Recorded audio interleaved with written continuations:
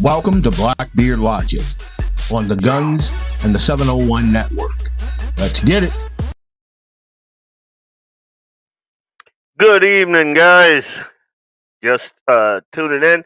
I'm going to deviate a little bit from my script here. I got a show sheet here. I'm Leon Francis, as that AI guy just said.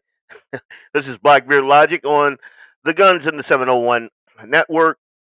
A lot of times, because I get in kind of late in the evening, sometimes there's breaking news that's happening, as I'm driving in, and this is one of those times where that happened. We're gonna talk about, it's May, and the whole mental health, industry. That thing is it a big grift? Is it a hustle, or is it help? Mental health awareness month, and then you got the progressive policy making that Democrats impose make us less safe, and I'm going to give you some examples of that. We're going to talk a little bit about the political and redistricting battles that are ahead of the midterms, the things that are going on right now. In case you don't know, or you haven't heard, Supreme Court in Virginia and Louisiana, as a matter of fact, said, you can't redistrict based solely on race. So obviously, you know, obviously Democrats are all wee-weed up because that's their whole bag. That's how they gerrymander based on race. And some of the districts just look insane. We're going to talk about that. And then my buddy Perry from the Due North Political Podcast, you see, the hat behind me there, a sweet hat too.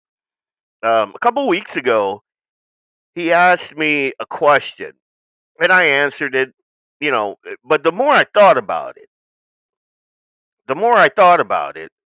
like the darker the place that I went. I'll just say that. We're going to talk about that.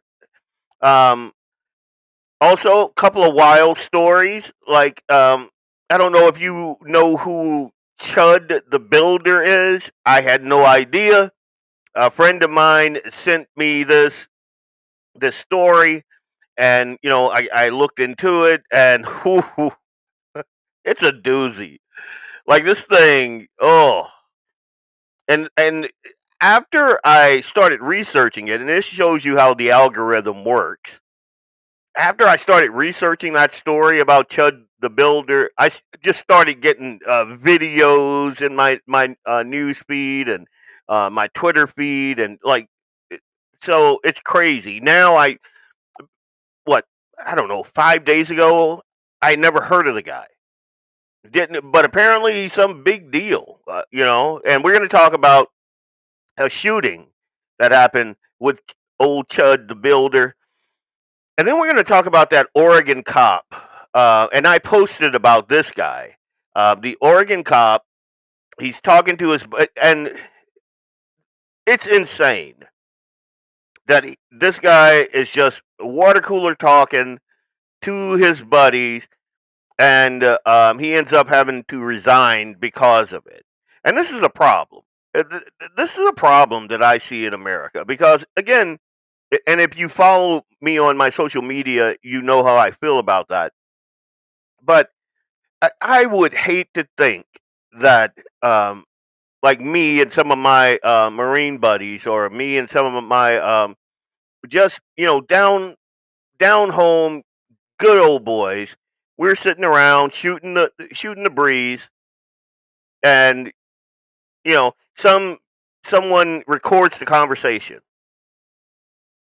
and then one day, my friend or whoever is speaking, uh, that video gets leaked. He gets branded, a racist or a bigot, and loses his job. Loses it. Just to me, that is insane. Like this story, and we're going to talk about it, makes me, on one hand, almost want to rethink conversations that I have with, especially over the phone. Like in person, I think I'll be the same, but over the phone, I think, especially, and this is the sad part, it won't be me that gets in trouble. It'll be like if I have a white friend, my white friend will get in trouble. I won't get in trouble, but he will, or friend or friends or whatever. So we're going to talk about that and my thoughts on that. Before we dig into that, though, like just when I was coming in, breaking news: the Colorado governor Jared Polis, and I think the guy's an idiot, but in this instance, he did the right thing. He commuted the sentence of Tina Peters, and he's ordering her release from prison on June 1st. So, in case you don't remember who Tina Peters is, and a lot of my friends probably follow this story because the whole 2020 stolen election, that whole thing.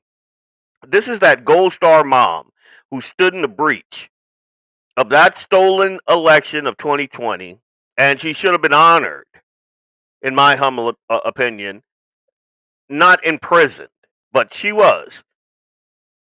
Tina Peters courageously stood up for election integrity when so many others just stayed silent on it because they were afraid. And they had a right to be afraid because everyone in the mainstream media, if you question the 2020 election, they went at you hard, hard.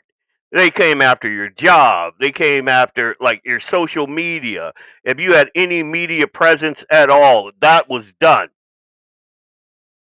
So with good reason, a lot of folks just stayed mum. Even on this platform right here, any of these platforms that I'm on, once upon a time, you could not speak ill of the results of the 2020 elections.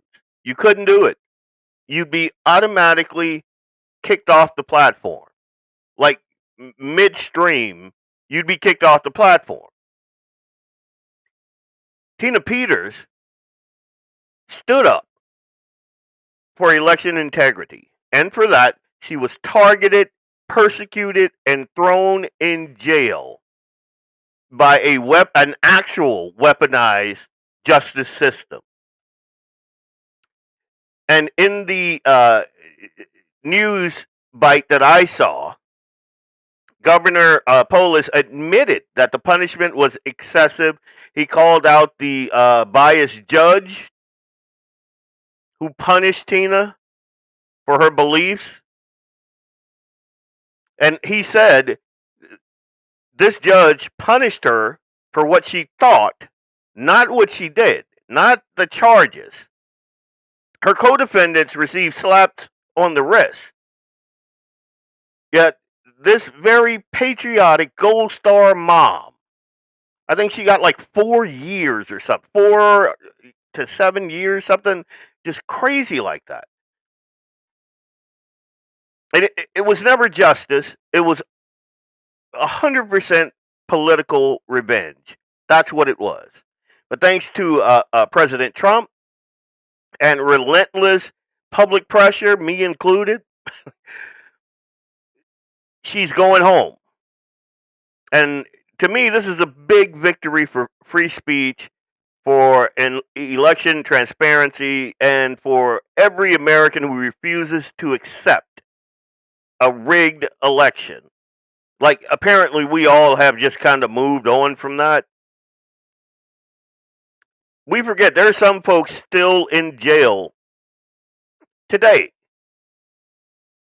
for calling it out, not for, like, we all saw the video in Atlanta where they said they had a water main break and it wasn't, and they sent everybody home.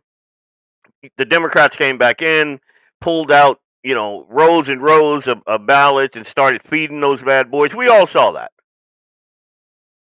We also all saw the Democrats putting up newspaper and cardboard so the folks outside couldn't see inside. The election judges and the folks that were there to make sure everything was on the up and up. There's video, like tons of it. And they did that. Yet you were not supposed to question it. None of those people spent a day in jail. But you got folks like Tina Peters who are in jail. And so I think that this is a very, very good thing here. And it's great for Feel Good Friday. I mean, and if it wasn't for this wind out here in North Dakota, it would be a perfect day, So just wanted to make sure you guys were aware of that. I thought that was a pretty good thing. Especially, and I'm of two minds about this because my personal beliefs are we still have not gone hard enough in uncovering all the crap that went on there. And I think the Republicans don't want to really get into it. They don't. I don't even think Trump really wants to dig into it. But a lot between that and COVID, the reason that we all mistrust our institutions is because of that and things like that. What's up, Doug? Dan, what's up? But anyway, gonna dig into this show a little bit. It is May, so that's Mental Health Awareness Month. And my question to the good folks out there, is this a hustle or healthcare? Because I call it an industry. And it is, in my humble opinion. This is the official month of mental health awareness. I guess my core question would be: are we actually helping people or building a self perpetuating industry? Dave, I look at the stats, and what I see is rising mental health diagnosis versus actual outcomes. And I see something even more insidious than that. We have, in my humble opinion, a therapy culture. We have over medication. We have incentives and inevitably long-term social negative societal impacts. When does, and this is a question I'll just throw out there, when does awareness become profitable dependency? Answer me that. You guys can throw it in the chat and just let me know what you think. Do you think that the mental health industry is healthcare or a hustle? Just throw that in the comments and we'll talk about it. But I'm just gonna, right off the bat, I'm not a fan. I am not a fan of Mental Health Awareness Month. I'm not a fan of Republicans and Democrats always screaming about mental health. Do I think that there's a mental health problem in America? Yeah. And I think it's in large part created because we wrap our society in so much craziness. We're basically creating mentally unstable people. And I'm going to dig into Blackbeard Blackbeard's logic on this right after we hit this first break. And I want you to think about all the craziness that we've seen, especially over the last 10 years. I'd even go further back, last 20 years. Society is getting progressively worse. But we got a big industry out of it. We're going to talk about it for sure right after this break. I am Leon Francis, host of Blackbeard Logic on the Guns and the 701 Network. Let's get it. Did you ever wonder why people run for public office? I didn't plan on running for Congress, but I got tired of watching politicians go to Washington, promising North Dakotans the world, and delivering leftovers. I'm Alex Balaz, and I'm running to be your U.S. House Representative. LAUER Auto Repair, located at 309 South Washington Street in Bismarck, North Dakota. Give them a call at 701-258-6308. The team of mechanics at LAUER Auto can take care of any problem your vehicle is having. And when you do business with LAUER, you can be assured you're doing business with a pro Second Amendment America First repair shop. There are plenty of other auto repair shops in the Bismarck-Mandan area. But why take a chance at patronizing a shop that might not have your beliefs at heart? Make no mistake. Make no mistake. LAUER Auto is your pro Second Amendment repair shop. When you talk to the guys at LAUER Auto, don't forget to tell them that you heard they are a sponsor of Guns and the 701 and that you appreciate their support of our pro Second Amendment, pro North Dakota live stream and podcast. That's LAUER Auto Repair, 701-258-6308. 701-258-6308. Located 309 South Washington Street in Bismarck, North Dakota. Come on now. Okay, let's go. I am Leon Francis of Blackbeard Logic on the Guns and the 701 Network. Let's get it. Was at a critical juncture. Rising debt, unsupported first responders, and detrimental programs and services have become the norm. And people are feeling it. Higher costs, increases in crime, big decisions, not always enough transparency. I'm Michelle Turnberg, and I'm running for mayor in order to change that. We need to focus on public safety, affordability, clear communication, and core services, not niche special projects. It's time for a new approach. I'm ready to lead Fargo forward. Vote Michelle Turnberg for mayor on June 9th. Welcome back. Welcome back. My name's Leon Francis. This is Blackbeard Logic on the Guns and the 701 Network. I'm going to read a couple of comments here. Big Dan from Dan Hager TB says, in my opinion, mental health has, through vaccination and prescription drugs, emasculated our men chemically. I agree with you. Big Dave says it's only going to get worse. My teacher friends say boys 12 to 18 are acting like girls 20 years ago, 100%. Low T everywhere.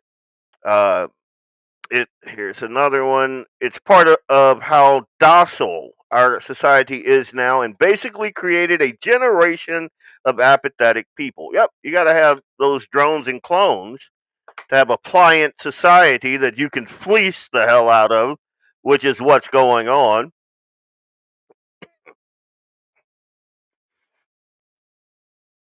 All right, let's dig into a couple things. So I saw this. Here, let me pull it up. This is Time Magazine, as a matter of fact. Is mental health care working in the U.S.? And they've, I guess, tracked it since 2002. And look at that timeline. Can you guys see that? Look at that timeline. That is insane. Look at the difference. Change in rate of these of those getting mental health care. That's the black line. Change in rate reporting excellent mental health care. That's the red line. And if you see how wide the gap is in the 2020s, so the time we're living in now, that is astounding. And they're saying here, since 2002, the share of Americans getting mental health care has grown by a third, and the share of those reporting excellent mental health has fallen by nearly as much. So the more health care we get, the crappier the healthcare becomes. How's that a thing? Now, again, I've been on record saying that I'm not a fan. I have conservative friends that always talk about, oh, the mental health crisis, and anytime we bring up guns, the thing that just cheeses my grits is when they say, well, mental health screenings for, like, no, red flag laws are propped up with that type of mentality, and I think it's garbage. Every year we get bombarded with slogans and hashtags and celebrities telling us to check on your friends and break the stigma, while the mental health industry just rakes in billions and billions of dollars. I took a hard look at this so-called industry, and I have been doing this for quite some time. And what I found, it's not compassionate. It's dark. It's predatory, and I think it's built on lies. I remember, and this is just a slight aside, a argument I had with a sister of mine. Not going to name any names, but she had two girls, and the youngest was a boy, and the boy had energy. Oh my God! And she's a single mom too, so you just want to put that out there, because to me that is a big part of it. She's a single mom, and in my humble opinion, this boy had too much energy for her, and we got into it about this because she allowed uh, the doctors and the teachers to tell her that kid, that there was something wrong with him, and that he had the hyper, attention disorder, whatever, made up godly gook they use, and then they put that kid on Ritalin, and it stunted his growth. Kid was on it for a very long time, and until it became painfully obvious that it was stunting his growth, and he was already in high school, and he was like a full head shorter than all of his peers. Like, it was ridiculous. The kid just was not growing. And then she took him off, and the kid shot up. I mean, he's not a huge kid now, but the difference was unbelievable. And it goes back to what the argument I had with her. There's nothing wrong with that boy. There's something wrong with the environment that you put that boy into, and you want him to fit into that environment. And nature and God didn't make him to fit into that environment, that artificial environment that you put him in. That kid wanted to run. He wanted to play. He wanted to pick up snakes and worms and swing outside and try to wrestle with his father, and all the stuff that boys like to do, but girls don't. So if you're a single mom and you're trying to deal with a normal boy, it seems like that energy is just like alien to you, because it is. It's called. I used to call it little bitty baby testosterone. That's what it is, and you're not equipped to deal with that. And that's just one personal story from me. But this entire empire of therapists and psychiatrists and big pharma, what they did to my little nephew didn't heal him because he was not broken. What it's doing is it's actually pathologizing normal human energy levels and struggles and things like that.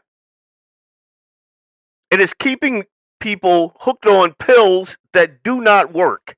They can't work. That the whole lie about your serotonin levels need to be regulated. That whole thing. Have you seen how many scroll through your feed, whatever social media feed you have, and just check out the SSRIs. It's insane. Not to mention all of the school pew-pewers. I don't want to get knocked off of social media platforms for saying a word, but all those guys, every one of them, every single one of them on SSRIs, every single one. And to me,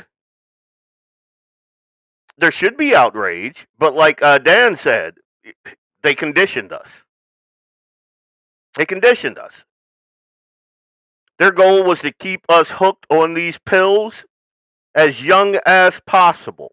As young as possible. That's why those little boys, with the ADD in preschool and kindergarten and elementary school, and we got to get those guys on something or they're never going to learn.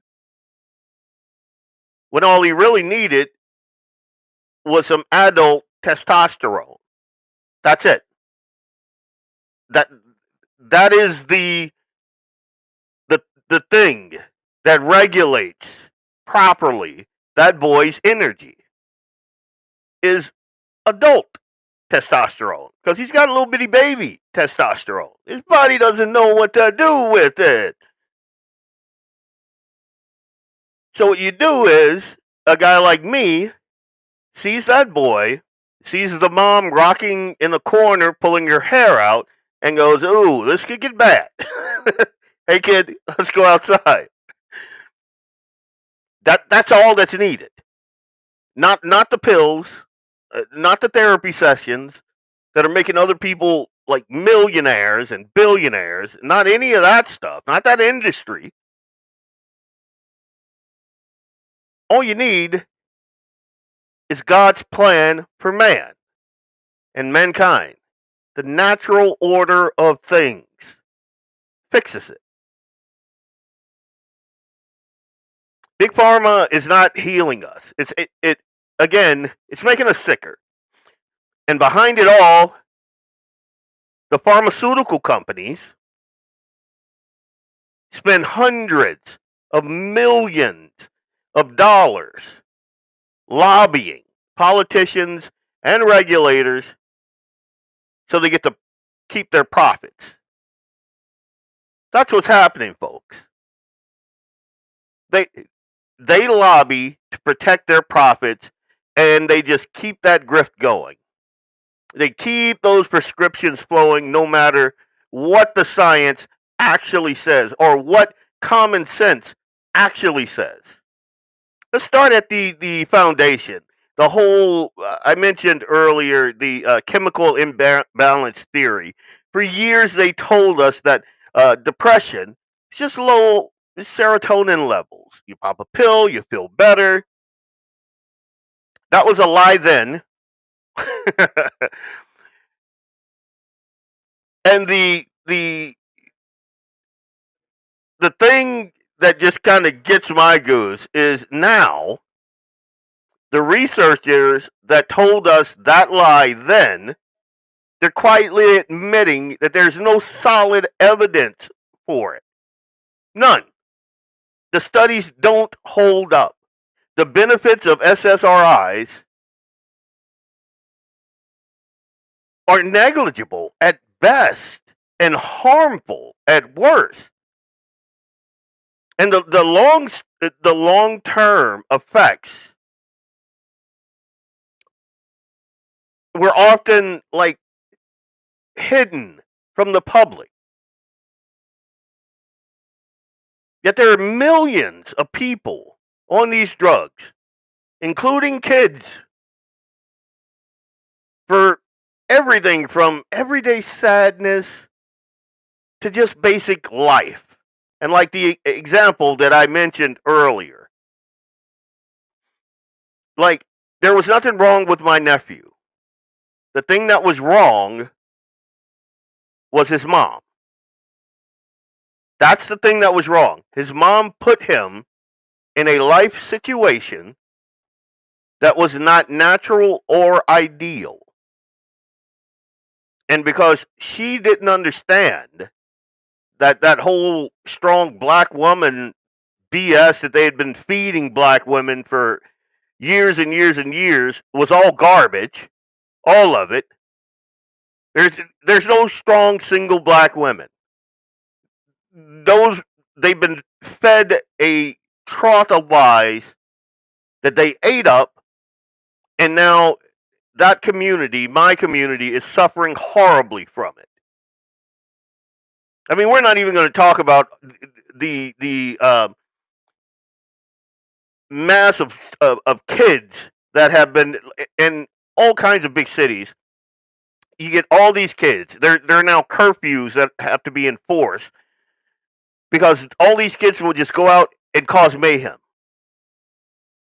None of them have a dad at home, because if they did, if they had an actual dad at home, he'd snatch a knot in their butts. If you're familiar with that saying, like, no, you're not. Who are you hanging out with? No, that guy's a thug. Absolutely not. Like Trey's dad and Boys in the Hood. Nah, we're not doing that. Not to be sexist, but women dominate the social 100%. Don't get me started on that, buddy. And women generally are generally prone to emotional thinking and reaction. Would be nice for there to be balance with men to be more logical. I agree, Dan, 100%.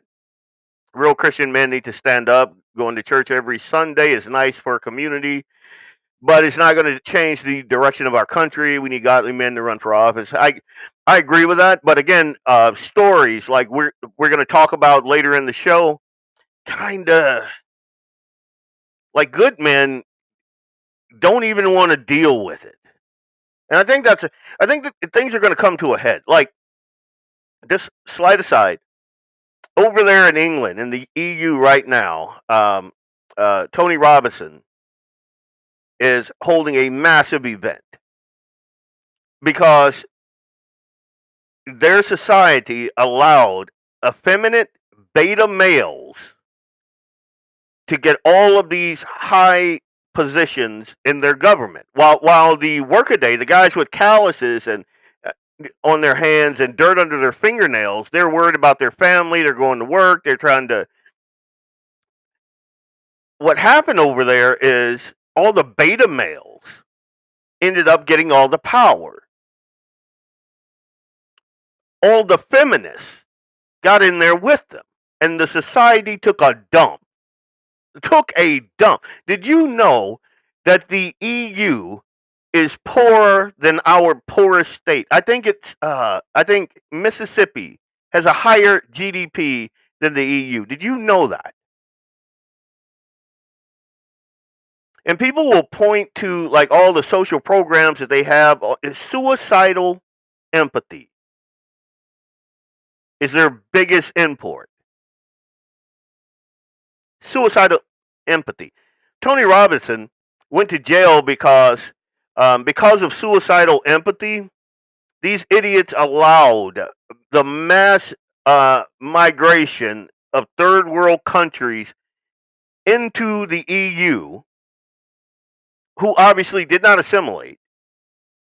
And these guys, they come in and they started um, uh, uh, sexually assaulting. I don't know if I can say the actual word without getting kicked off of multiple platforms, so I'll just say it like that. All of these little girls, and they were getting slaps on the wrist because some of the judges would say idiotic things like in their culture, yada, yada, yada. And what's crazy over there is you have free speech unless the government says you don't.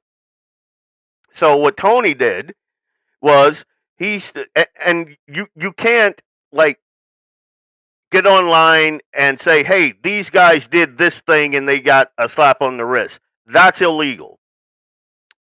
What Tony did was, because the censorship is so bad over there, he stood on the steps of the courthouse. He got the docket and he started reading names and the crimes. And he went to jail for that. And he came out swinging. And his first rally was massive. They call him right wing. They call him, white supremacist who hates brown people. You know, the normal shtick of the beta male and the feminist. And to show you how far off the rails it has gotten over there, that I'm drawing a blank on his name. He's a reporter in Canada. He's a really good reporter. He reported on like the trucker strike, and then with that idiot, that prime minister, like basically froze all of their bank accounts and all of that stuff. The guy is solid reporter. He is not allowed to go to the EU and cover Tony Robinson because he's too right wing, is what they're saying. Now, he lives in Canada, so he's a subject of England. He even got awards for his reporting on a bunch of. He's got the highest awards you can get over there in their loony world. But because he's telling the truth, he's not even allowed to go. Like, he can't be in the country when this is going on. Yeah, Axe, I get it. But that's what happens when your country is run by people who have suicidal empathy, who don't recognize real world problems need real world solutions, not something cooked up in a Yale think tank. It's sad. Now we'll get back to this, the whole SSRI and the whole big pharma. Like, the side effects of that, they're real. It's emotional numbness, sexual dysfunction, weight gain, brutal withdrawals that keeps people trapped, and it messes with your mind. And while everybody is talking about, oh, we need to do something about the gun violence and the school pew-pewings, nobody's talking about the fact that all of those people that committed all of these atrocities were broken people, and they were broken by big pharma. They were all either on SSRIs or coming off of SSRIs. Every single one of them. It's not medicine. In my humble opinion, it is a multi-billion-dollar hustle. And what they did is they expanded the diagnosis. They lowered the bar for disorder and then turned normal emotion like grief and stress and boredom into a crippling, lifelong medical condition. Again, the micro is my nephew, who was told that there was something wrong with him, and there was nothing wrong with him. He was just a living, breathing boy. That's it. That was what was wrong with him. That's it.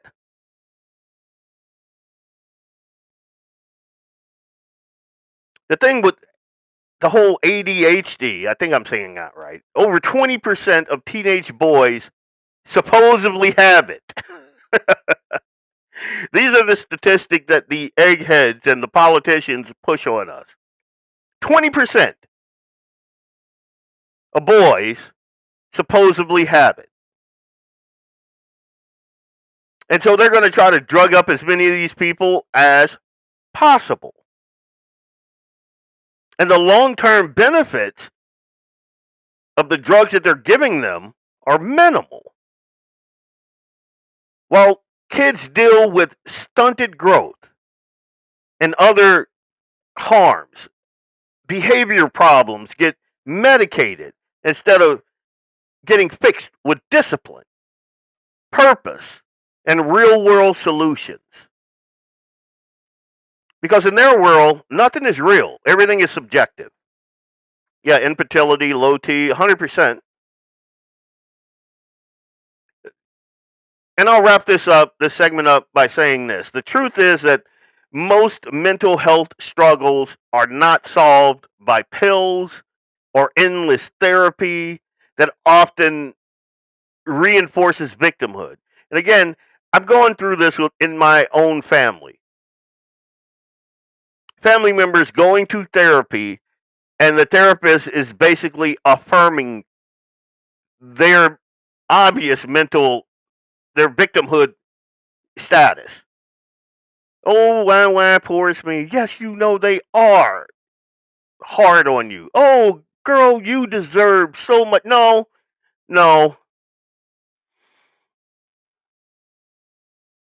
Resilience, mental resilience, physical resilience comes from meaning, responsibility, strong communities, faith, exercise, sleep, and facing reality head on and not attempting to escape it with chemicals. This industry profits from despair while ignoring the real root cause. Family breakdown, screen addiction, horrible diets, and a culture that tells you you're broken and you're powerless. In my humble opinion, Mental Health Awareness Month is not awareness. It's a marketing strategy for a failing system. In my humble opinion, you got to question these experts. Distrust the quick prescription. We got to reclaim our minds. And the mental health industry isn't there to save you. It's making you sicker for profits. And I think it's high time we woke up to that realization. Leon Francis, Blackbeard Logic, Guns in the 701 Network. We'll be right back right after this break. Hey, it's Leon Francis from Blackbeard Logic on the Guns in the 701 Network. I'll be right back after these messages from our sponsors. Stay tuned. LAUER Auto Repair, located at 309 South Washington Street in Bismarck, North Dakota. Give them a call at 701-258-6308. The team of mechanics at LAUER Auto can take care of any problem your vehicle is having. And when you do business with LAUER, you can be assured you're doing business with a pro Second Amendment America First repair shop. There are plenty of other auto repair shops in the Bismarck-Mandan area. But why take a chance at patronizing a shop that might not have your beliefs at heart? Make no mistake. LAUER Auto is your pro Second Amendment repair shop. When you talk to the guys at LAUER Auto, don't forget to tell them that you heard they are a sponsor of Guns and the 701 and that you appreciate their support of our pro Second Amendment, pro North Dakota live stream and podcast. That's LAUER Auto Repair, 701-258-6308. 701-258-6308. Located 309 South Washington Street in Bismarck, North Dakota. I am Leon Francis, and this is Blackbeard Logic on the Guns and the 701 Network. Let's get it.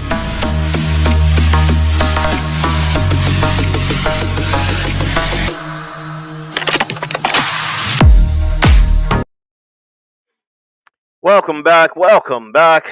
Leon Francis, Blackbeard Logic, Guns in the 701 Network on this blustery Friday evening in North Dakota. Like, it's the wind is crazy. Twice this week. Like, I'm trying to drive the truck, and I don't have a tiny truck. Like, my truck has a little bit of beef to it. You know, it's a Dodge 1500. And I'm watching cars just moving like an invisible hand is on them. My truck, I'm like, I have to keep it almost at a 15-degree angle when I have to know which way the wind is blowing, and it's kind of keep my steering wheel at kind of a 15-degree angle just to go straight because the wind is just pushing me all over the place. And I'm like, oh my God. Like, if you're driving like a box van or like, I don't know, a delivery van or one of those, I don't know what you call it, transit vans. Oh my God. it's crazy. Or a semi.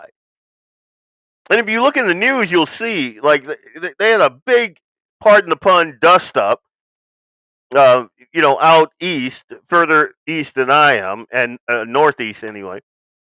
It's just crazy, just craziness. We are the windy city. I'm just going to say that. Well, the windy state anyway. And I'm hoping we get some rain because I saw a story today about farmers losing a ton of topsoil. And if you guys have been following my social media, you know that I just planted. Well, my wife had been bugging me about getting that garden going. So, and we're sorry about that. And so this year we are we're well, I did till everything, but we are planting above ground. So I tilled everything. I boxed it all up, uh, filled it in with dirt, and we're gonna have that going. But good God, the amount the wind is taking out of that box, it's crazy. I know the feeling. Try going down I-25 through Wyoming with an empty 54-foot drive. Yep. Dust lung. I think, man, I don't know, something. And I don't take allergy pills. I used to have really bad allergies, but that was back when I had no neck and I wasn't working out. But I don't do the whole allergy thing anymore. But thinking maybe, you know, dust lung, cigar lung, maybe. I don't know. Anyway, so a couple weeks ago, this is the story that I'm supposed to be talking about, and not about how windy North Dakota is. Um, I forget the Due North political podcast with my friend Perry Schumacher.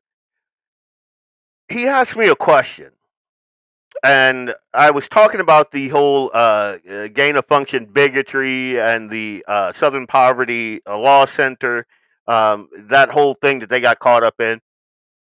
And I said that they had perfected what I call gain of function bigotry. They create the problem, fund it the hate, and then ask for money to fight it. That whole thing. And if you missed it, here's that conversation, and we got into it. Here we go. Leon, I want to go to question 4. This is a big one. Another Democrat scandal hit the news last week. I want to simplify it for the viewer. Basically, think of Jesse Smollett on steroids. The Southern Poverty Law Center paid people to do racist things so that they could point to that racism being a problem throughout the country when it actually wasn't. They faked it. They would accuse people of being as racist as the people they were paying to be racist. Leon, is this as low as the left has gone, or can they continue to go lower? You repeat the lie long and loud enough, especially to like the low information followers who who follow like CNN and MSNBC and TikTok, and suddenly everybody's worried about bigotry popping out from everyone. Parents worried about boys and girls' bathroom become bigots now. Maha cleaning up toxic school lunches or demanding secure elections get branded as extremists, and threats to democracy. People that went with the narrative that there's a bigot behind every bush. There's a racist behind every door frame. Like, I can't walk out of my house without, somebody in the Klan hood going, "Hey, what are you doing? Where are you going?" It boggles my mind, man. The key is they'd be paying the Klan's member to attack you. That's the good about it. It is Jesse Smollett on steroids. And folks, remember, Biden said Charlottesville. They paid the organization leader of Charlottesville that day. They paid him to create that. Yeah. And Biden said use that as his excuse to run. Even the second time, he couldn't get it out of his head. It was such a severe problem that he had to run again. I mean, this is Legion. I try to have integrity, okay? I try to come up with a Republican thing that I could compare it to. I can't find a single one. Everything, like you said, is a grift. It's all a lie. It's all Goebbels propaganda to create an image that does not exist. Yeah. But people fund it. And like you said, you use a perfectly good, once upon a time, good organization, and you hollow it out, and you corrupt it, and you live off the reputation they. Yeah, so that's basically the conversation that we had. And I called it gain of function bigotry. But the more I sat with that, the more I thought about what he asked. And Perry gets you to dig. He gets that noodle cooking. The more I thought about it, I started thinking about things like 9/11 and the questions that followed, and how it led straight to the Patriot Act, and how great that's been for us. And then we got a wave of Muslim immigration. Hundreds of thousands, millions maybe. Every time the news cycle slowed, boom, we got another terror scare. Talking about, like, the crux of the question that was spinning in my head is how much of this is just a big psyop? Again, there is a mistrust of government entities, a helpful distrust, because what we thought they once were, they're using that. They're using the hollowed out husk of what they once were to operate, and they expect you to have that same level of trust in them because of what they once were. You start thinking about things like the endless mass shootings just when we need them by troubled men with guns who all been medicated. All of them. Media hype on overdrive. Politicians screaming for common sense gun control. And the cycle just keeps repeating. And again, if you grew up in a saner time, you remember, think back with me here. You remember gun racks at the high school. Loaded gun racks at the high school. Access to firearms was never a problem in America. But because they're trying to herd us into a certain direction, seems like their gun violence is popping up every week. And it makes me think. Start peeling that onion, and it gets ugly really fast. Think about this. The FBI has been awful close to a lot of these shooters. Think about Las Vegas. Think about Pulse nightclub. FBI was there. Virginia Tech. FBI was literally right behind the guy that carried that out. Saw him do it. As a matter of fact, he's on the phone, and you can hear the gunshots on. That's how close he was. And it was his informant. Think about the synagogues. Think about Old Dominion.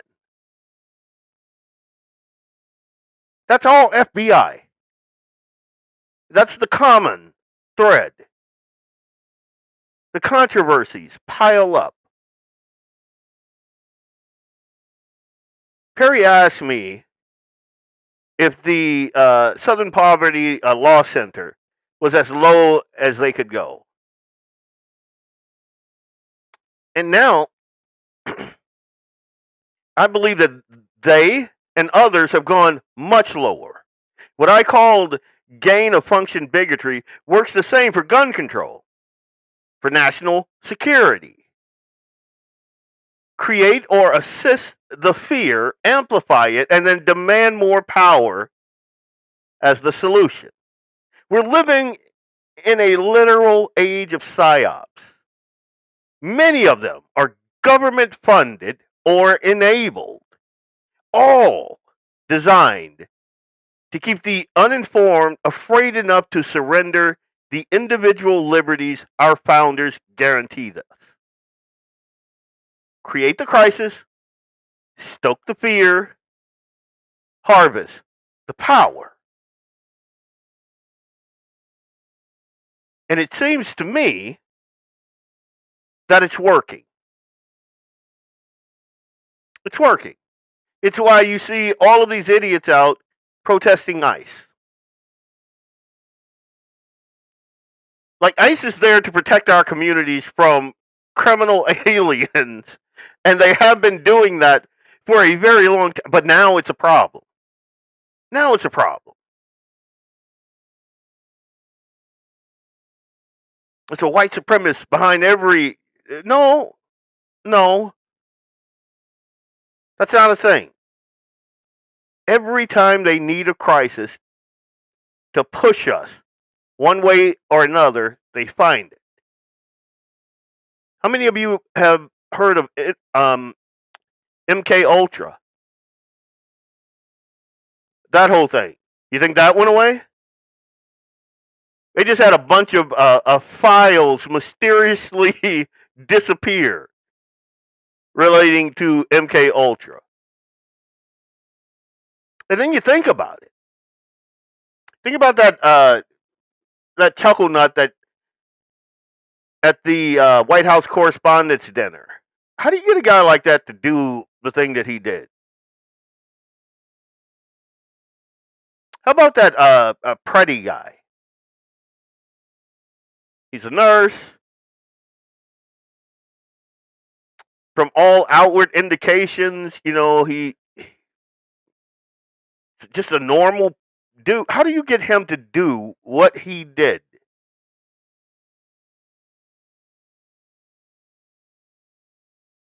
I think, and this is just my humble opinion, I think they didn't scrap MK Ultra. I think they perfected it. And that's just my humble opinion on that. We have to see this stuff for what it is. Because once you trade liberty for the illusion of safety, you rarely get either one of them back. Look at the EU. Look at the EU. Look at Iran, for crying out loud. Those people couldn't fight back if they wanted to. And the media is telling us that they want to. So I guess we got to go with our media sources. But think about that. They couldn't fight back if they wanted to because they allowed themselves to be disarmed. Same with Venezuela. They voted in the communists because capitalism bad. First thing the commie did was disarm everyone. So, could they go lower, Perry? I think so. I think so. And speaking of Due North political podcast, let me throw that out there. I want to show you this snazzy hat too.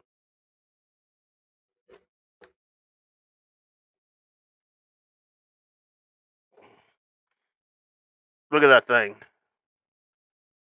I'll go ahead and throw that bad boy on.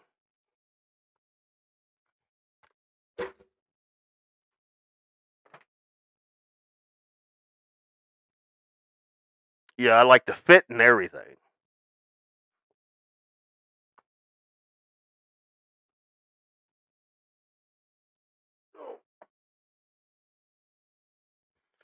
Stay up there. Yeah. Speaking of this Tuesday coming up. Oh, wow, that's loud. I must have monkeyed with something over there. This Tuesday, we have, let me see, Supreme Court, North Dakota Supreme Court Justice Jared Tuff will be in the hot seat. And yours truly will be asking him questions. Mike will be asking him questions. Perry will be asking him questions. So we're all going to be asking him questions and getting feedback. So make sure you tune in for that. Due North Political Podcast, 6 o'clock on my social media. And I think our Facebook page we should be able to do live streaming from there. So check that out. That's Tuesday, Due North Political Podcast. It should be great. I'm going to hit one more commercial, and then we're going to come back. What do I have here? And so we have the segment called the hot seat. And so what normally happens is we bring someone in that is interesting, and then we ask them a series of questions, like, it's the hot seat segment. But we also have like my 2 cents and, those things. And I'm the incinerator, just so you understand. I normally bring a little touch of fire and, vinegar and all that great stuff. But so when we come back, I think I want to talk about the progressive policies making America less safe. I want to touch on that. I think on Tuesday we're going to talk about the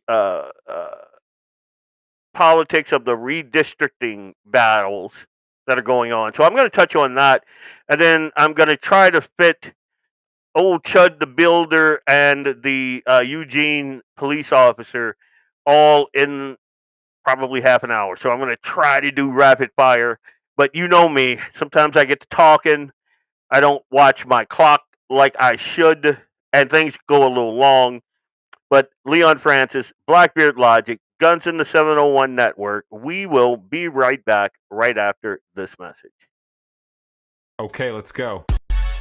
I am Leon Francis of Blackbeard Logic on the Guns and the 701 Network.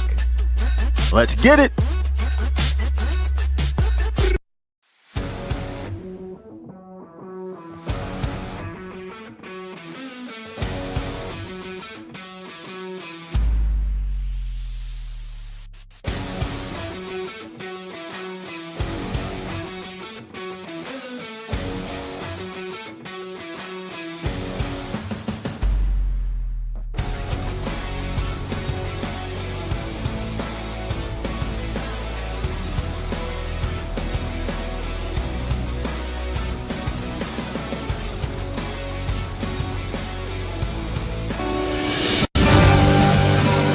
Brand LLC, raising and training tomorrow's barrel horses right out of Bismarck, North Dakota. Tracy and her family are great American patriots who not only support the Second Amendment, but they also promoted what you're looking for, top quality barrel horses. Go ahead and give Tracy a call at 701-471-6629 and tell them Guns and 701.com sent you. That's Anvil Brand LLC out of Bismarck, North Dakota.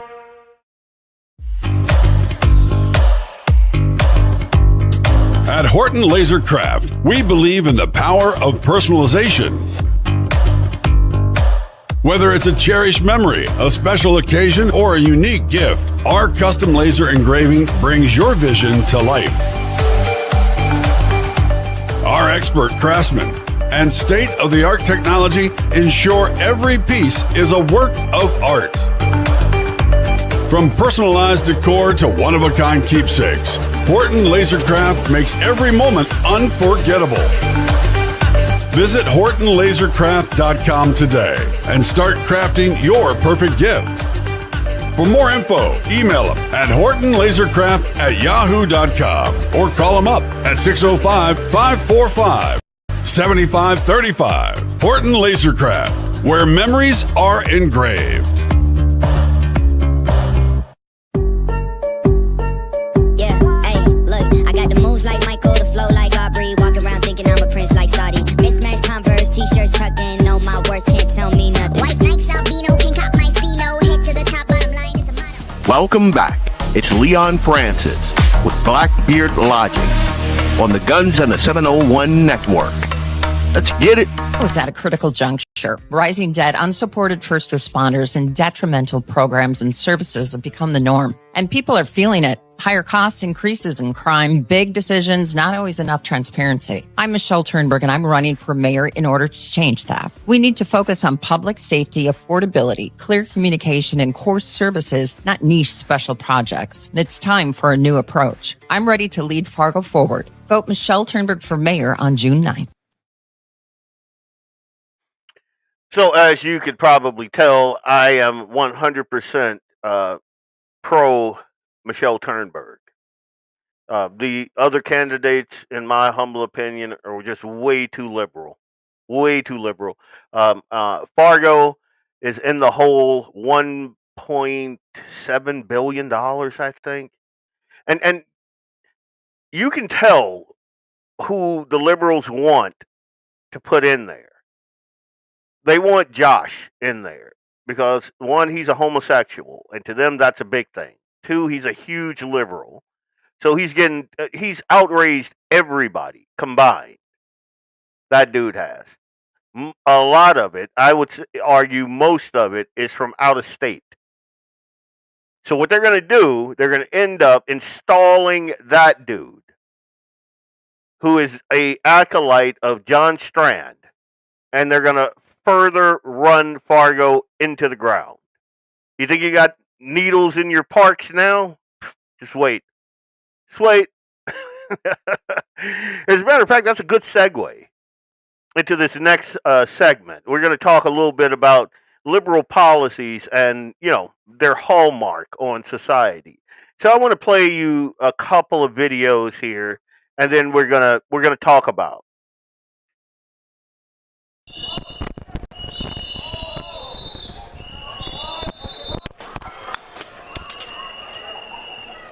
This is Brooklyn.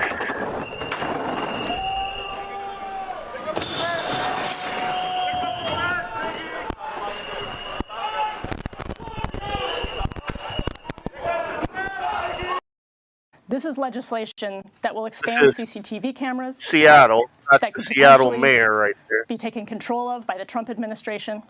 And this is legislation that was opposed by immigrants' rights groups, by civil liberties groups, and by the member of color caucus in the legislature. And I'll quote from their letter. This technology, and technology similar to it, has recently been in the news for its failure to be meaningfully and consistently secured, leading to breaches that could result in sensitive data being shared by ICE and putting our immigrant and refugee. Now, I want to stop it there because what she just said there should piss off everybody. She's worried about the immigrant community and ICE getting these video feeds. Like, so those two dudes that are back there, they're both illegal immigrants let in under Biden. And what they just did was that was a 63 or 64-year-old American citizen. And they just beat that dude up, went through his pockets. But her concern is not for her American citizen. It's for the immigrant population because she is anti-ICE. This is what happens when you get Democrats. And obviously, she's a feminist. She's a liberal. Suicidal empathy. Right there. That's what that is. Here, let's go to Karen Bass. I like this one because I'm a huge fan of Spencer Pratt. And if you guys aren't familiar with him, he's running to be the mayor of Chicago. I mean, not Chicago. Governor of California. Good God. And so he's put out a series of videos, and he's like the only common sense person I've seen. But he created this video. This is Karen Bass. I'm Karen Bass, and I'm running on my accomplishments. Los Angeles on fire. Mayor nowhere to be found. We were so prepared for wildfires. I didn't even have to be in the country when the town burned. I've addressed the homeless problem. Now, most of them won't stab you as long as you don't make eye contact. Our climate change policy is so strong, we've brought down energy use in the Palisades by 99%. Almost none of the needles in children's playgrounds have AIDS on them. If you like the last 4 years, you're going to love the next 4. Vote back. Now, this chuckle nut is the idiot that was off visiting communist leaders while her city burned down, literally burning down, and she's meeting with. And again, this is what happens with Democrat leadership, with suicidal empathy. The fire chief was a lesbian woman who is on record saying that, you know, if the house is burning down, it's not her job to run in there. The police chief was a lesbian woman because, you know, they had quotas, minority quotas to fill, so they filled them. So when everything goes to hell in a handbasket, you cannot count on these people to hold society up because they can't. They can't. This is one of the reasons why I am for raising the voting age is because you don't get idiots like this with an older population that knows better. I think that's a huge problem, a huge flaw in our voting system. Is that, I mean, outside of the rigged elections and just a plethora of other things that it doesn't seem to me that Republicans want fixed any more than the Democrats do. But let's move on. And you know what? While I'm here, let's do the Spencer Pratt. Here is his video. This is the first Mayor one. Bass lives. You notice something? Or here, where Nithya Raman's $3 million mansion sits. They don't have to live in the mess they've created where you live. This is where I live. They let my home burn down. I know what the consequences of failed leadership are. That's why I'm running for mayor. For my sons and the rest of us Angelinos that want to stop these corrupt politicians from destroying our city. We are going to get the golden age of Los Angeles. Yeah, I like this guy, and I just wanted to run that commercial because I like him, and he's been all over the news now. He's I think he's running as an independent, but married, straight, male, independent, pissed off at all the right people. You know, Los Angeles could do a lot worse. Now, let's go to Chicago, see how great they're doing. of 243 criminals who were on electric monitors like ankle bracelets. That includes 21 murderers and 13 attempted murderers. Cook County State's attorney says this, quote, clearly demonstrates how current safeguards are falling short, particularly when electronic monitoring is available to those charged with the most threatening and heinous crimes. This follows a string of high-profile incidents involving offenders out on monitoring, including this man who allegedly shot and killed a Chicago police officer and critically wounded another following an armed robbery arrest. So, let's talk about this. Cook County Chief Judge disclosed that 8% of their 3,048 defendants on electronic monitoring, so that's 243 of them, they're AWOL, including 21 charged with murder, 13 with attempted murder, and 29 with aggravated sexual criminal assault. Think about that.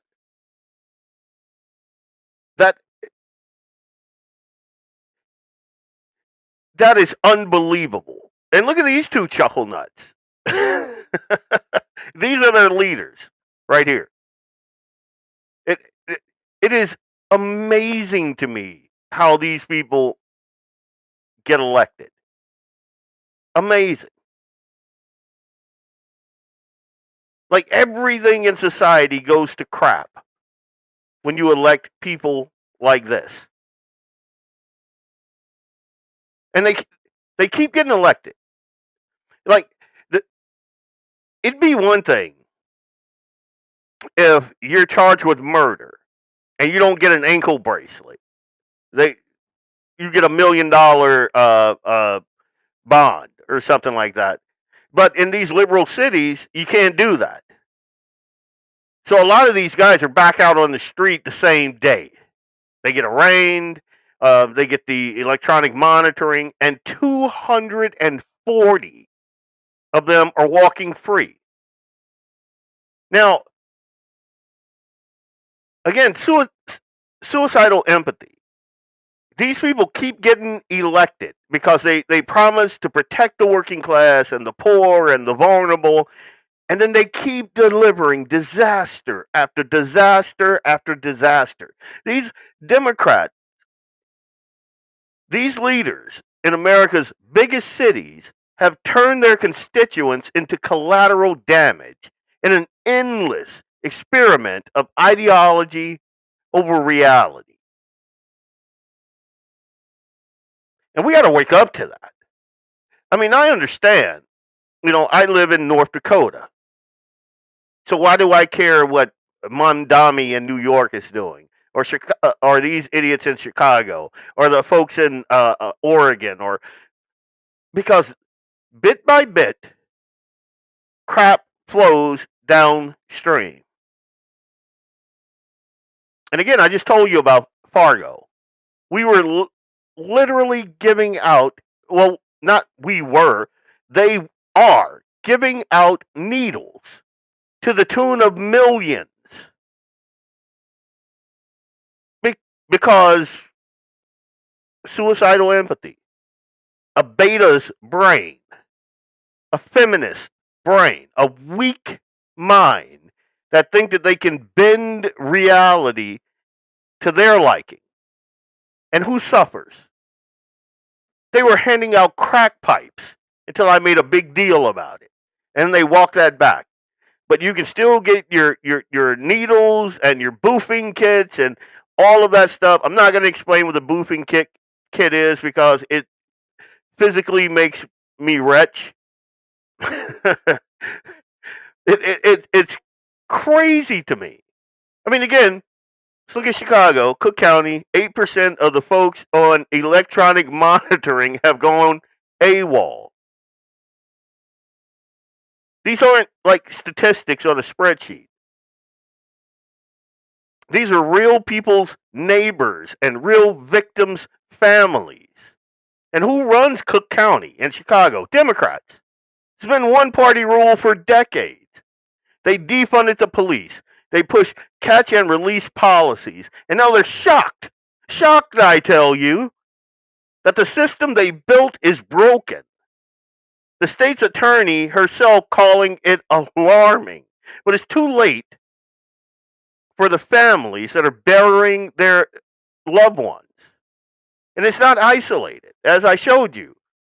San Francisco, Los Angeles, New York, Baltimore, same story. Record homelessness, open drug markets, smash and grab thefts, turned into public sport. The schools that trap kids in failure while administrators pat themselves on the back for equity. Equity. I talked about Bismarck Public Schools. There's suicidal empathy going on there. In Fargo, suicidal empathy going there. Higher performing schools who, because of liberal policies, allowed the influx of people that do not deserve to be here, bringing the quality of education down in North Dakota and across the country. This is what happens. This is what happens.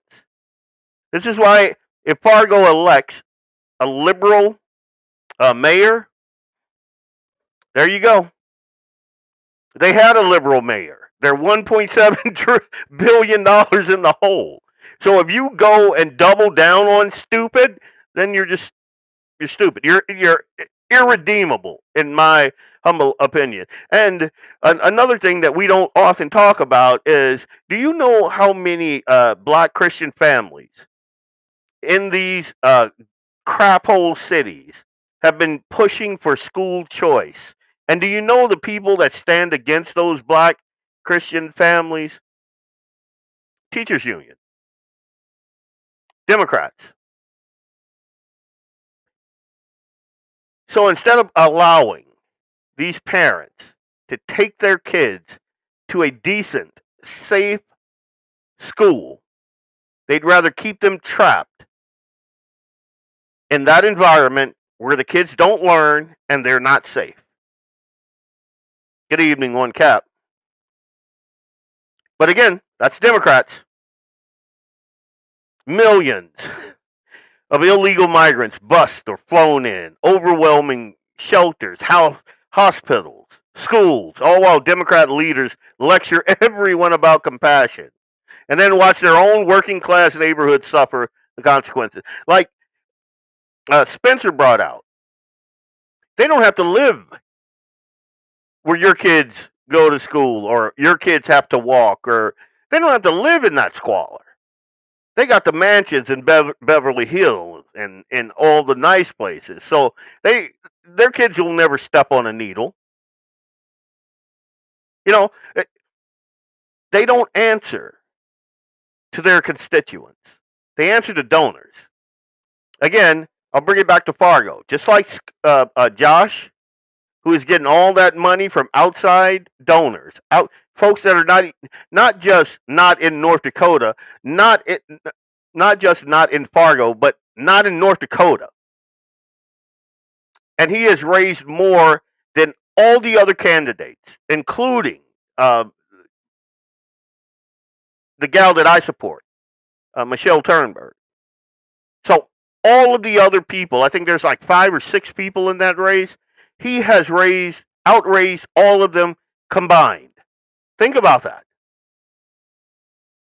And once he gets in there, he's going to fail his constituents. Because, again, they don't answer to the constituents. They answer to the donors and the activists and the unions and the National Party. The people who can't afford private security or private schools, or they can't afford to flee to the suburbs, the very people Democrats claim to champion, they get left behind with the rising crime, the falling life expectancies in some cities, kids who can't read at grade level,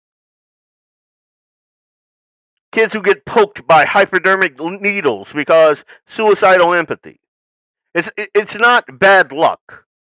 It's governance by people who prioritize narrative over results.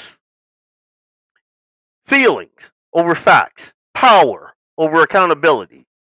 And the bill keeps getting sent to the very voters who keep handing them the keys. At some point, loyalty has to meet reality. Because the people that are paying the price for all of these Democrat failures are not the Democrat politicians. They're the constituents who trusted them, put them in those positions of power. And it fries my noodle that these people keep getting elected. And I think there's some mechanisms that are being implemented now, and that the Supreme Court victories over the gerrymandering, which I don't think I'm going to have time to get to today, but I will absolutely talk about in on the Due North Political podcast on Tuesday. We'll definitely dig into that. That's one of the topics that we're going to talk about. But here, I'll show you one quick thing. I'm not going to dig too deep into it. So let's do this. I'll spend 2 minutes on this. So this is from the Circuit Court in Tazewell County.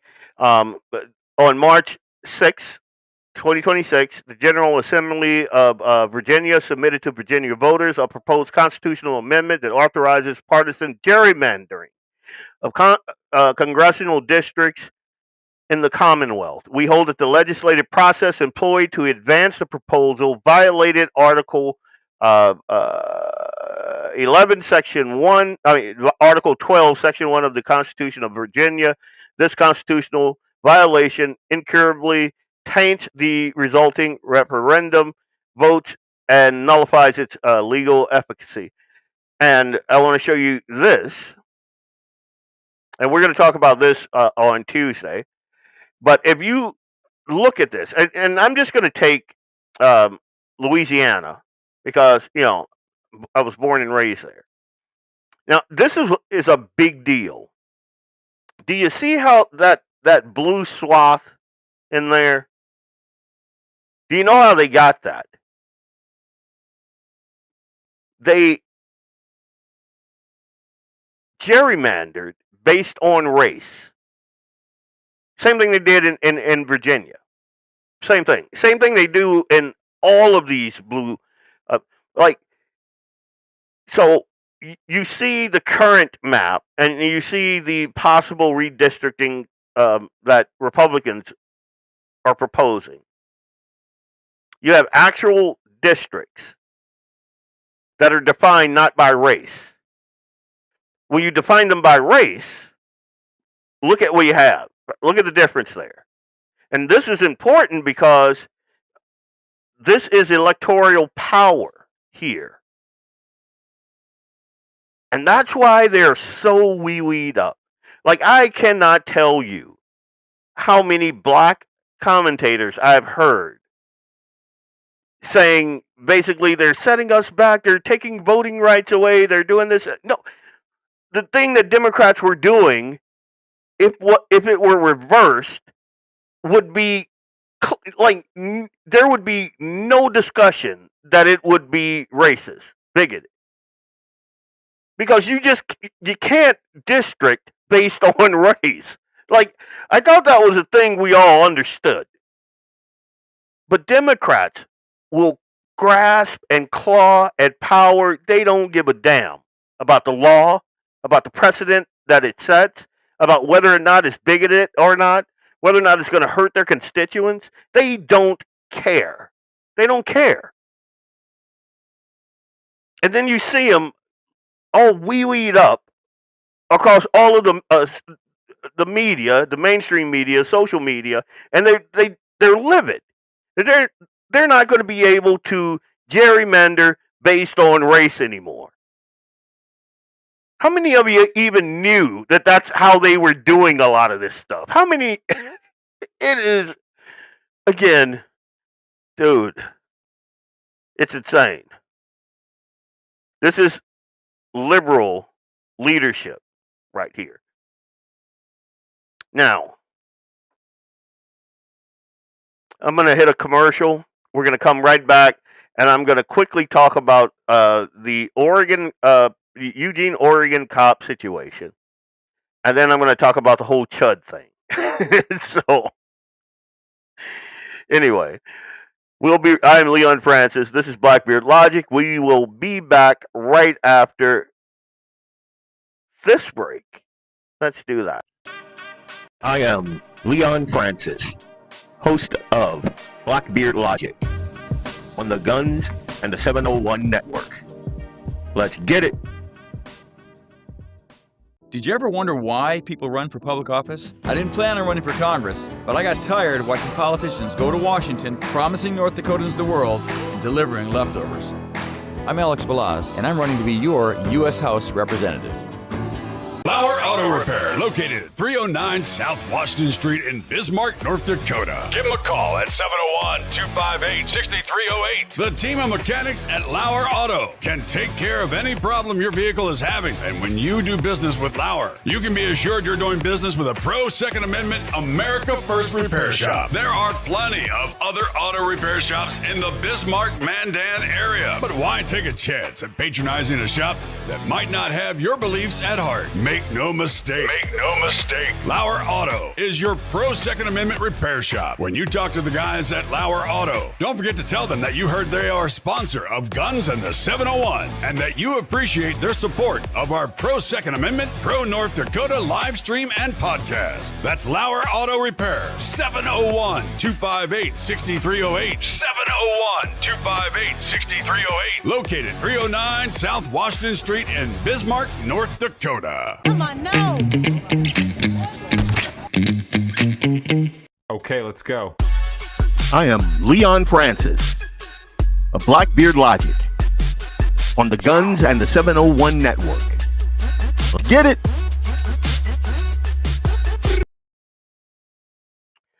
So, Lynette, you are correct. It's supposed to be. But again, Democrats have been doing this for a very long time, illegally, in my humble opinion. These people have no souls. And one of the reasons they don't want like illegals, like Trump wanted you to be an American citizen in order to be counted in the census. And again, tried and true Democrat tactic. They wanted to put brown bodies in America in all of these swing districts in order to sway that political power. But even more insidious, in my humble opinion, Democrats have been using this whole race-based voting district scheme. And we're supposed to ignore because apparently they're all wee-weed up about it because the Supreme Court is saying, yeah, you can't do that. And so you got all these pundits online saying idiotic things like, you know, they're removing voting rights from black people, and oh my God, how can removing race-based voting districts, how can that be a bad thing? And even more pointed, how come when you remove race-based voting district, it only seems to be devastating to black representation and not any other non-white group? Answer me that. Why is it only one demographic that apparently cannot win seats without the government drawing racially engineered maps around them? That single fact should tell you everything you need to know about all the fake outrage. It's not racism. The Supreme Court simply said that race cannot be the predominant factor in drawing districts. That's all they said. Race cannot be the predominant factor in drawing districts. And now we have panic.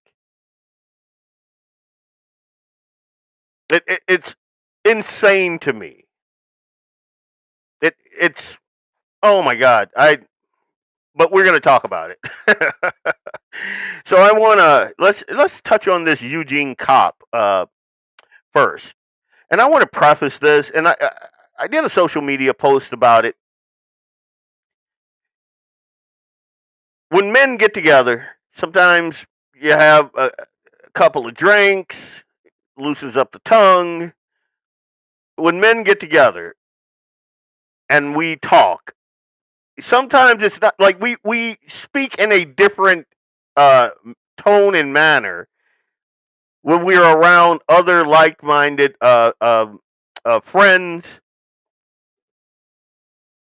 when we're around our buddies, we speak in a certain way. Like some of the things that I say with like Doug or James, I'd never speak to my wife that way. You know, I wouldn't even want her to to come into the room, but it's a thing.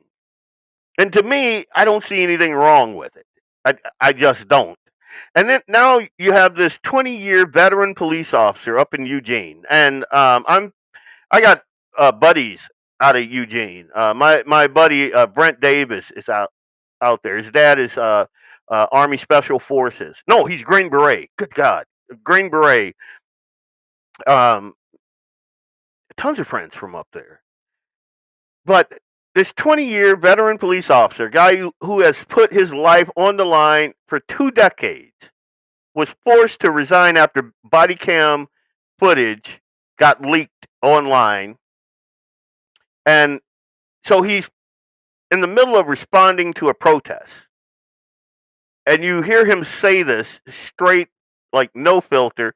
And it's sad because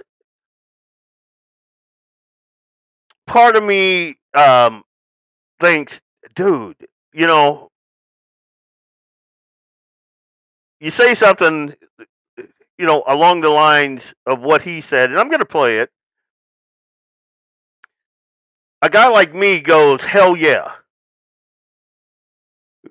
Because that's exactly the type of guy I want protecting my neighborhood. And you got to understand, this is a riot.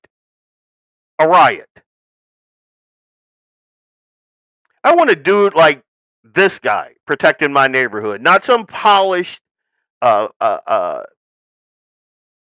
don't know, politician in uniform who's more worried about checking diversity boxes than keeping actual Americans safe. Like I don't, and I'm gonna play it, but I don't think he was hating on anyone. I don't think what he said was racist. What I think is he was just refusing to put foreign communities ahead of people he swore an oath to protect and serve. He was putting America first. Without more men like him, men with courage, the courage to speak the truth and stand for their own country, we are all an inclined plane wrapped helically around an axis. You know what that means? That means we're screwed completely. And now I'm going to play the clip. If I thought I had it here, but now, oh, here it is. Let's go. West Valley City police officer resigns from his Eugene, Oregon police job. It comes after body cam footage surfaced of the officer making racist remarks to another former West Valley City police officer. Now, you'll also notice the spin that the media put on it. Racist. Natalie Wattis has that video. She's been going through it tonight and joins us live from West Valley City with the details. Natalie. And to be clear, if this chick was reporting something, I wouldn't believe a thing that. No. Former officer Martin Siller is heard on body camera in Oregon, gossiping about former colleagues and making racist comments. Former officer Martin Siller worked with the Eugene Police Department in Oregon for 7 years. Before that, he worked at the West Valley City Police Department for roughly 20 years. He turned in his gun and badge after his body camera video from January 30th surfaced. In it, you hear Siller commenting out loud while listening to a podcast. The Somali and Latino communities. I'm about the American communities. I'm about America. Now, that's what he said.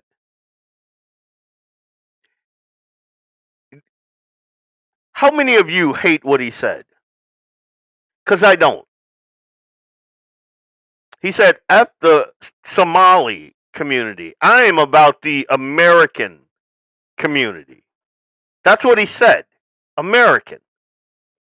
He didn't say, I'm for the white community. He didn't say, F those brown people. I'm for the white community. He didn't say that. That's not what he said. Here, I'm going to replay what he said. Hang on. Communities. I'm about the American communities. I'm about America, son. So while you're trying to divide us further, I only care about the left-handed Somalis. You know what? The f*** are you talking about? In the evening of that same day, Siller is heard while patrolling a protest at the Eugene Federal Building per the Daily Emerald. None of them give a shit about illegal aliens. You know what I mean? They don't know any. Married to one. You think I would be out there? And speaking... Did you hear what he said there? He's like, those people don't even know an illegal alien. And if I'm not mistaken, his wife is a legal alien. A legal immigrant. So I didn't hear anything he said that was racist there. To me, he sounds like a pro-America, America first patriot. That's what he sounds like to me. The person identified as another former West Valley City police officer, gossiping about many former colleagues in Utah and making more racist and homophobic remarks. I'll never go on a cruise because I'm not old enough and I'm straight. I'm not gay. So, and again, these are two buddies talking. And I've said same and similar things to this and the next thing that he's going to say. And I believe that the guy he's talking to, they won't identify him. And I think that guy is a black guy. And I think that's why they're not identifying the other the other ex-officer. But I'm going to let this play out. Black people go on Carnival?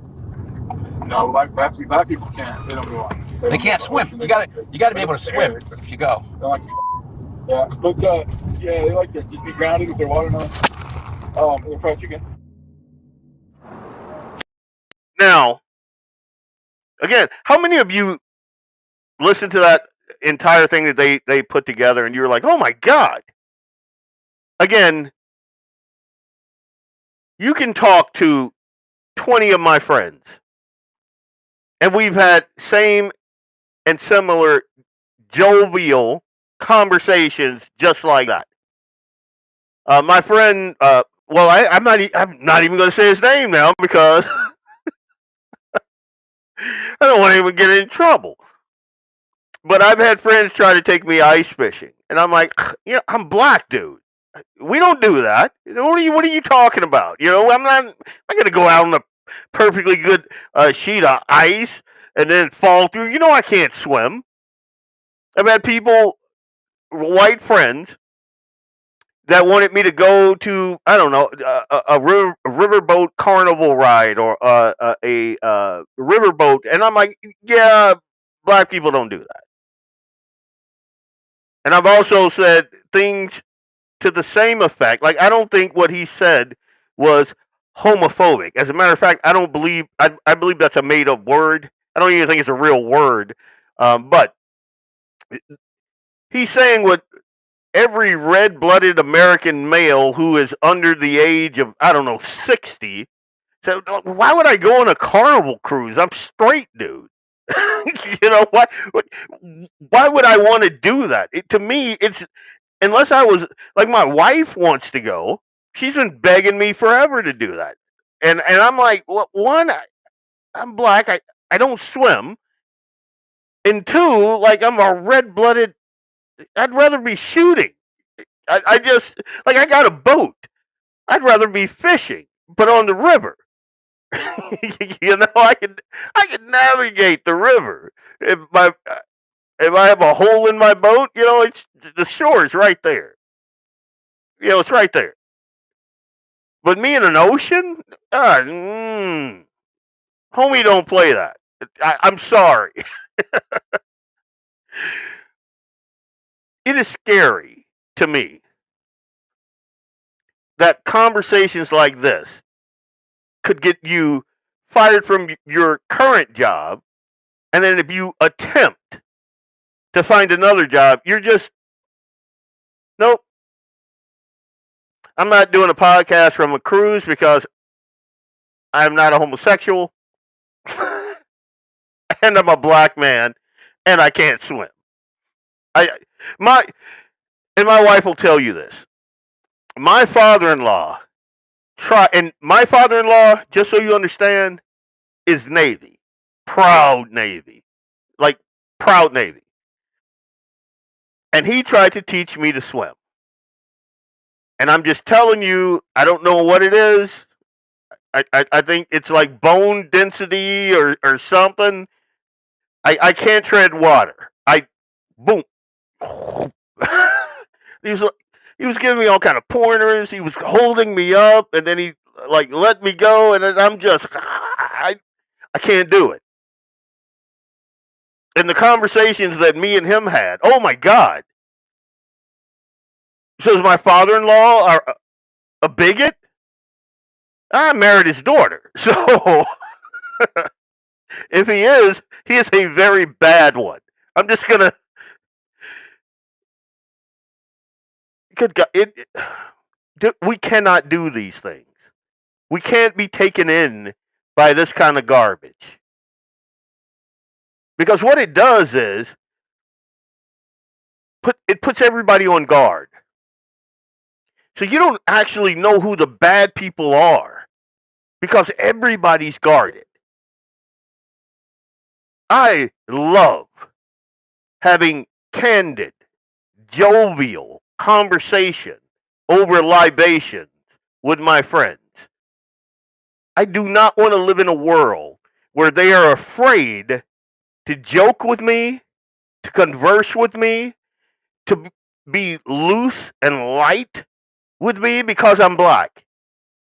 And I'll get offended if they say a certain thing. I cannot conceive of a world that is happy with that scenario.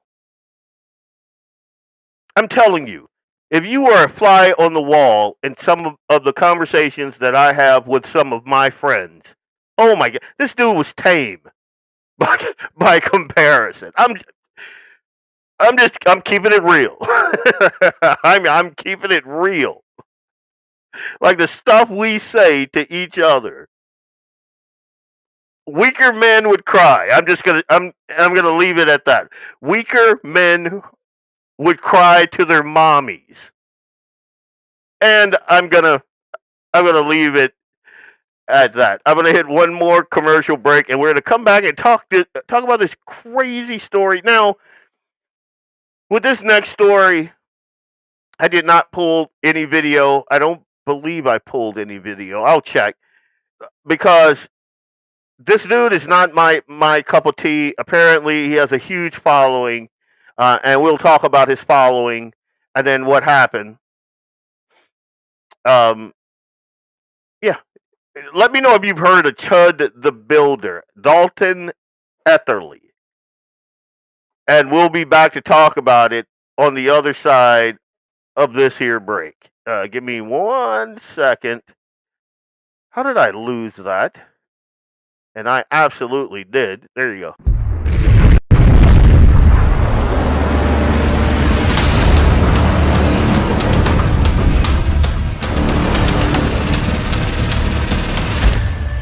LAUER Auto Repair, located located at 309 South Washington Street in Bismarck, North Dakota. Give them a call at 701-258-6308. The team of mechanics at Lauer Auto can take care of any problem your vehicle is having. And when you do business with Lauer, you can be assured you're doing business with a pro Second Amendment America First repair shop. There are plenty of other auto repair shops in the Bismarck-Mandan area. But why take a chance at patronizing a shop that might not have your beliefs at heart? Make no mistake. Make no mistake. Lauer Auto is your pro Second Amendment repair shop. When you talk to the guys at Lauer Auto, don't forget to tell them that you heard they are a sponsor of Guns and the 701 and that you appreciate their support of our pro Second Amendment, pro North Dakota live stream and podcast. That's Lauer Auto Repair, 701-258-6308. 701-258-6308. Located 309 South Washington Street in Bismarck, North Dakota. When you want it done right, Go where lemons go. Kalen's Auto Service, owned and operated by Kalen and Misty Foss, lifelong locals with over 25 years experience. From modern rides to classic restorations, they can handle it all. Top quality work, fair price, and honest hometown values. Located just one block south of Highway 12 on 6th Avenue West in Lemon, Kalen's Auto Service, serving you with all your auto repair needs. For the best gun gear for every and any situation, Little Angry Man Arms LLC has you covered. Top-notch guns from top-name brands like Winchester, Glock, Sig Sauer, and Ruger to essential extras from Magpul, Streamlight, Hollow, Sun Optics, and more. Little Angry Man Arms LLC have everything to make your shooting adventures a success. Visit littleangrymanarms.com today and gear up for your next big hunt, competition, or home defense. Don't miss out on our exclusive deals. Little Angry Man Arms LLC, based in Trail City, South Dakota, your ultimate hunting partner. At Horton Laser Craft, we believe in the power of personalization. Whether it's a cherished memory, a special occasion, or a unique gift, our custom laser engraving brings your vision to life. Our expert craftsmen and state-of-the-art technology ensure every piece is a work of art. From personalized decor to one-of-a-kind keepsakes, Horton Lasercraft makes every moment unforgettable. Horton Lasercraft is owned and operated by a local veteran and his wife located near Thunderhawk, South Dakota. They provide custom laser products at a reasonable price, and their turnaround time is fast and efficient. Custom board cutting, glassware, decanter sets, mugs, assorted stainless steel jewelry, assorted tags, decor.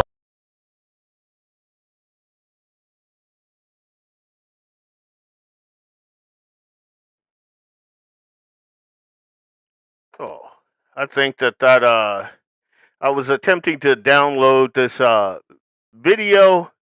I think it messed up my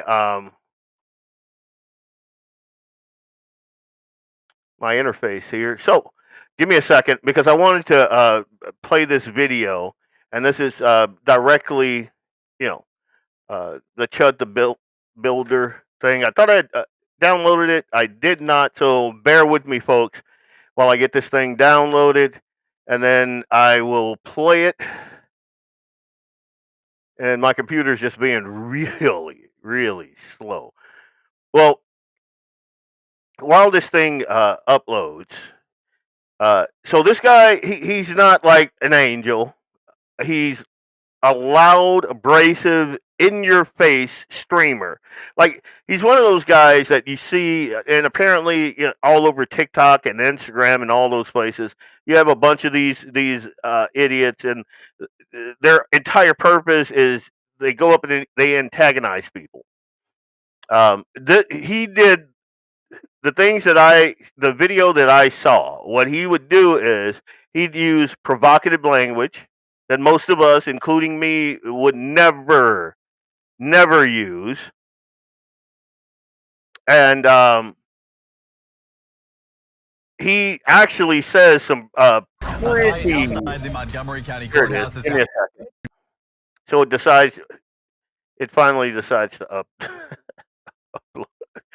Oh my God. Technology. You gotta love it, right? Here, let me get this situated here. Let's do this. All right, let's go. So This was May 13th. He was involved in a confrontation that ended in gunfire.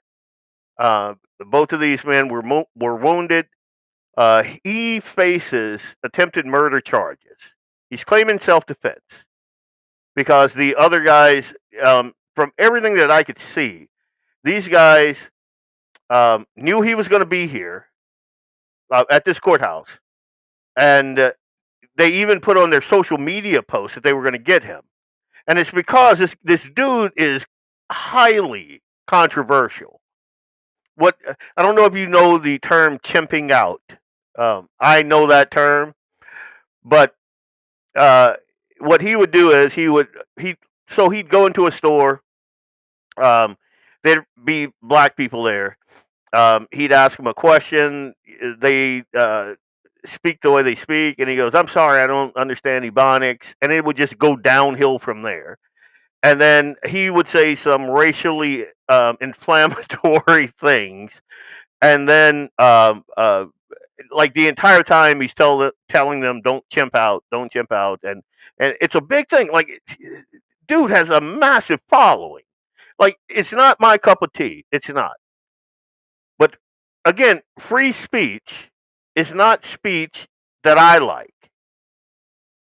It also includes speech that I don't like, speech that I would never use, speech that I would find offensive. But in my humble opinion, that still does not give anyone reason to violate your personal freedom, your personal liberty, your personal space, and God forbid, to assault you.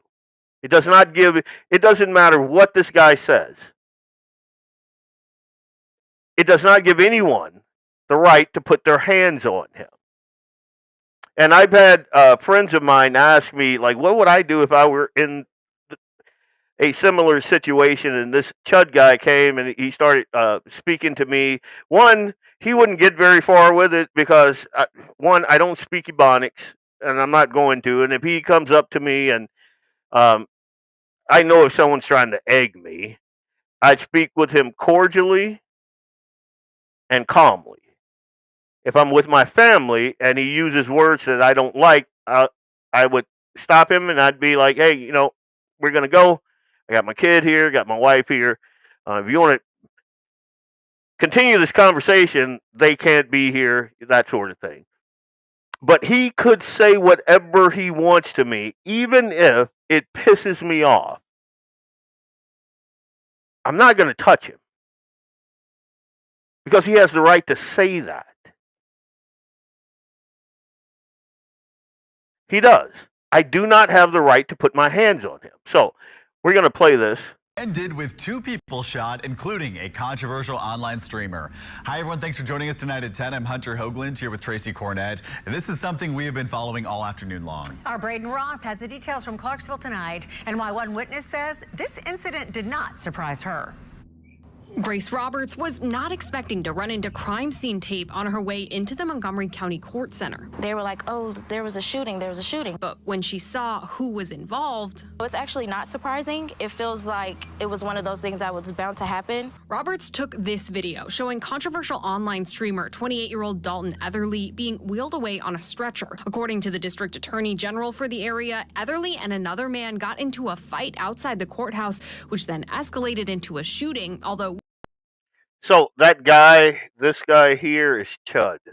I don't know if you got, that's him. That's Chud. Fight outside the courthouse, which then escalated into a shooting, although we don't know who pulled the trigger. Both men were shot. One was taken to a hospital in Clarksville. The other was life-flighted to Vanderbilt University Medical Center in Nashville. I've noticed for the past couple of months, he's been messing around with people with his live streams. Etherly is known on social media for approaching people in public while live streaming and using racial slurs, claiming to be fighting for freedom of speech. He just knows how to really get under people's skin. It just looked like one of those moments where he kind of met one of those people that got tired of it. It's not clear if Etherly was streaming at the time of the altercation Wednesday, but just last weekend, he was arrested after allegedly refusing to pay for almost $400 $500 worth of food he ordered while live streaming at a downtown Nashville restaurant. Metro Police say when the restaurant asked him to stop streaming, he started making racial statements, yelling and screaming. So, all of that other crap makes not a bit of difference to me. What I know about this case is he was there at that courthouse um, because of that other thing. So he's at that restaurant. He's live streaming. I think someone at the restaurant recognized him. So he ordered his food. He was going to pay for it, everything. And the people at the restaurant recognized him. Now, he hadn't used any racial slurs or anything like that up to this point. But then they told him that he could not live stream when everyone else has their phone out pretty much live streaming him. And he's like, I'm not doing that. And then he goes into a shtick. And then the end result of that was him getting kicked out. And he's like, I'm not paying for this food. And I understand that. This dude did not go in there to order food like I've seen some live streamers do, and just kind of run out of there. That's not what he was doing. He wasn't a dine and dash. But so he was there at the courthouse to take care of that. He's claiming self-defense because those other guys did pursue him. Like, they knew he was there because he told people on his social media that he was going to be there taking care of this crap. And then these black guys saw that he was going to be there, posted on their social media that they were going to basically meet him there and F him up. And so I don't know all the details yet. And the courts, they're going to sort that out, I hope. But I do know this. If we start saying that your speech made me so angry that I can chase you down and attack you, then we've just shredded the First Amendment and replaced it with mob rule, in my humble opinion. I mean, and then you think about the double standard. Joy Reid, Don Lemon, folks like that have built their entire career saying racially charged, inflammatory things about white people. Things that would get any average citizen canceled or worse. Nobody's hunting them down in parking lots. Nobody is saying that their words justify physical retaliation. Why? Because the people who hate Chud's style, they lose their mind when the same logic is applied to their side. If Chud's racially insensitive slurs and to be clear, I am on record for not just for years, for the entirety of the conversation around hate speech and hate laws and that sort of thing. I am not for it. I don't believe in that. Because if we have that, that means we don't have free. I happen to think that if you assault someone, it doesn't matter if you're mad at them because they're black, or you're mad at them because they offended you for some reason, or you're mad at them because, I don't know, the sky is blue. You're still mad at them. You still hate them enough to assault them. And the assault is the thing that you should be charged with, not a hate crime. But they want speech they can punish if they hate it. And they want speech that they protect if they don't. That's not freedom. That's tyranny dressed up as feelings. Free speech is not for polite agreeable opinions, like I said. It exists. Our free speech, our First Amendment exists precisely so the most offensive, most uncomfortable, baiting voices can still speak without fear of violence. You don't have to like Chud. I don't. Like, I didn't even know who he was. I don't like his content, though, the little bit that I've seen. I think he's abrasive. I think that because he's dealing with people who have a lack of self-control and are emotionally driven, unfortunately, he's going to have more situations like this if, you know, if he doesn't go to prison. He's going to have, and he continues to do this, he's going to have more, like, horrible altercations like this. But I don't have to watch him. I don't have to like him. I don't have to agree with a single thing that comes out of his face hole. But if you believe in this country and you believe in our Constitution, then you have to defend his right to say the things he says. Because the second you let words or violence become the rule, the next target is you. And this guy, he's not asking for special treatment. He's living in the America we're all supposed to know and love. The one where you can run your mouth, even if you run it like a fool. And the worst that happens is someone calls you an idiot or a chuckle nut. Not puts bullets in you. I mean, let's get the standards straight. Words are not violence. Violence is violence. Violence is violence. And something else. The thing that really cheeses my grits is the fact that hip-hop music is basically founded upon using the N-word and the B-word and the C-word. And not in a loving manner. Like, that's my ninja over there. I love my ninja. No. Most of the time, that word is used in hip-hop culture. It has violent connotations, deadly connotations.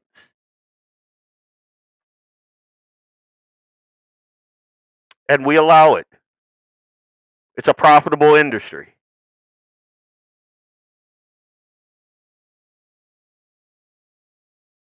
It's because a certain community,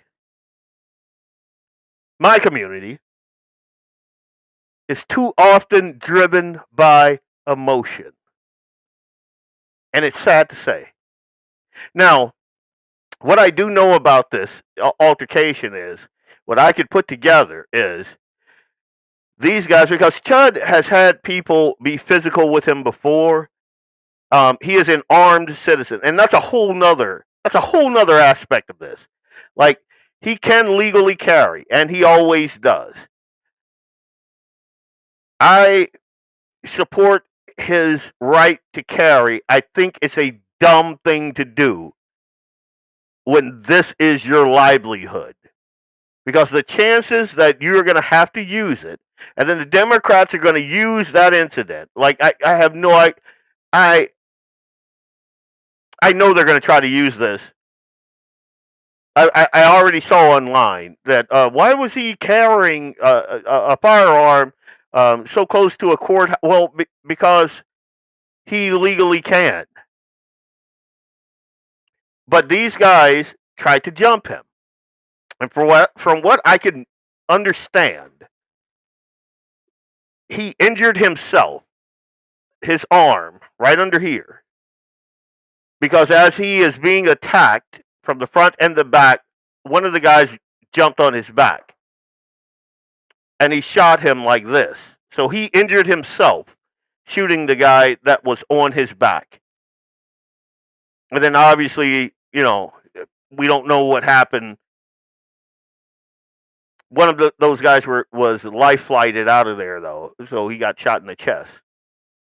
But if it goes down the way I think it went down, then I don't know why this judge is trying to push this murder charge on this attempted murder charge on him, because it's clearly self-defense. Again, it doesn't matter what someone is saying to me. It does not give me the right to assault that person. And if I assault that person, he gets to stand his ground.